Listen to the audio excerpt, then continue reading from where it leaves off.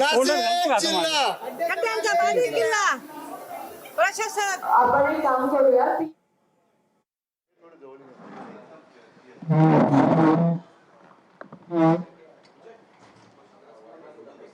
तुमची तयारी झाली का?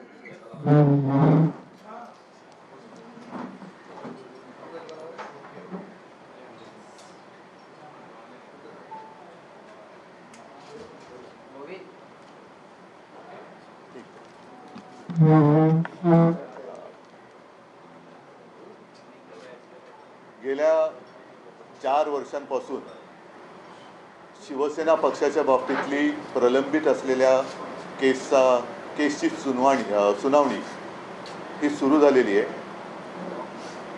मी आजपर्यंत कधीही आणि यापुढेही हे प्रकरण न्यायप्रविष्ट असल्यामुळे बोललेलं नाही आणि बोलणार नाही आहे.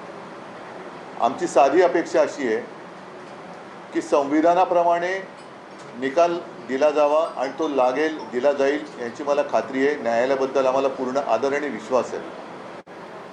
परंतु सध्या देशामध्ये जे वातावरण आहे ते वातावरण पाहिल्यानंतर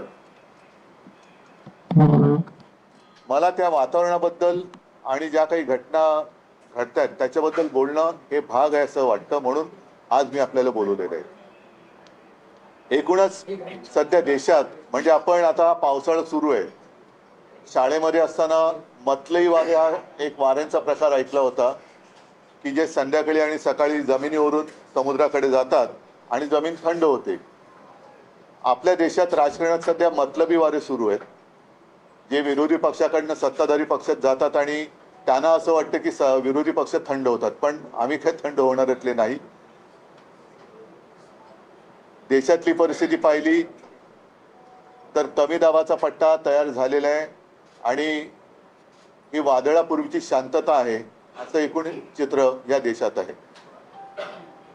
गेले 2 महिने देशामध्येच नव्हे तर संपूर्ण जगात आपल्या देशातल्या तरुणाईची म्हणजे जेनझी या पिढीने सरकारला कसं गुडघ्यावरती आणलं याची चर्चा सुरू आहे. मला एका गोष्टीचं वैषम्य वाटतं की या पिढीला आधार देण्याऐवजी त्यांच्यावरती अत्यंत निर्घुणपणाने अत्याचार केले गेले.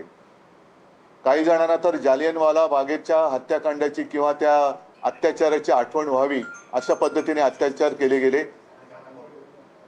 मी पुन्हा त्याचं काही हे नाही करत, पण आठवण तर केलीच पाहिजे की लाठीला खिळे लावून मारले गेले, अश्रुधूर सोडले गेले, पेलेट गननी त्यांच्यावरती छऱ्या मारले गेले, कोणाची डोकी फोडली, कोणाचे पाय मोडले. अत्यंत वाईट पद्धतीने त्यांना ट्रोल करण्यात आलं, त्यांना देशद्रोही संबोधण्यात आलं. आणि एवढं केल्यानंतर त्यांच्याबरोबर बोलण्याची पंतप्रधानांची तयारी नाही आहे. त्यांच्याबरोबर बोलण्याची गृहमंत्र्यांची हिंमत नाही आहे. आज संपूर्ण विरोधी पक्ष आणि संपूर्ण देश पंतप्रधानांकडून आणि गृहमंत्र्यांकडून उत्तर मागतोय की अत्याचार तुम्ही का केलेत आणि कशासाठी केले. एका मंत्र्याचा राजीनामा घेतला म्हणून हा काही प्रश्न सुटत नाही, तर संपूर्ण सिस्टीम म्हणजे सरकार आता बदललं गेलं पाहिजे. मधल्या काळामध्ये आपल्याला कल्पना आहे की न्यायमूर्ती जामदार हे म्हणाले होते की त्यांच्याकडे म्हणजे भाजपकडे वॉशिंग मशीन आहे आणि कोणी किती गुन्हे करा वॉशिंग मशीनमध्ये गेल्यानंतर ते धुतले जातात. मग तोच एक मुद्दा घेऊन मला आज एक बातमी जी आलेली आहे ती सगळ्यांना आपल्याला दाखवायची आहे. जी काल मला कल्पना नाही आपल्यापैकी किती चॅनलनी ही बातमी दाखवली असेल, त्यातल्या बारकाव्यासहित.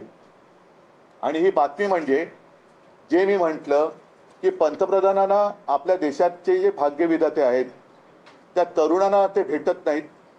अगदी रात्री मध्यरात्री एकदम काय ते फ्रेंड्स म्हणून त्यांना इंस्टाग्रामवरून संदेश देतात. म्हणजे आता ही एक बघण्यासारखी गोष्ट आहे की कोरोनाच्या काळामध्ये जेव्हा मी फेसबुक लाईव्ह करत होतो तेव्हा मला जे उपदेश देत होते की फेसबुकवरून सरकार चालत नाही, आता इंस्टाग्रामवरून सरकार चालवण्याची वेळ आलेली आहे. एवढी यांची आता हालत खराब झालेली आहे. आणि मला नाही वाटत अशी म्हणजे कदाचित हे खरं आहे की जे काँग्रेसला जमलं नाही गेल्या 60-65 वर्षात त्यावेळेला ते यांनी करून दाखवलं, कारण काँग्रेसने एवढ्या शिव्या त्यांच्या डोळ्यादेखत कधीच खाल्ल्या नव्हत्या. तेवढ्या शिव्या आणि नालस्ती पंतप्रधान, माननीय पंतप्रधान आणि गृहमंत्र्यांच्या वाट्याला आलेल्या आहेत. साहजिकच आहे, परत एकदा सांगतो की या तरुणांना भेटण्यासाठी यांच्याकडे वेळ नाही किंवा त्यांना कमीपणा वाटतो. मात्र जे गद्दार शिवसेना चोरून शहासेना ज्यांनी स्थापन केलेली आहे आणि स्वतःला जे शिवसेना म्हणून मिरवत आहेत, ते गद्दार काल पंतप्रधानांना जाऊन भेटले. त्यांना भेटायला पंतप्रधान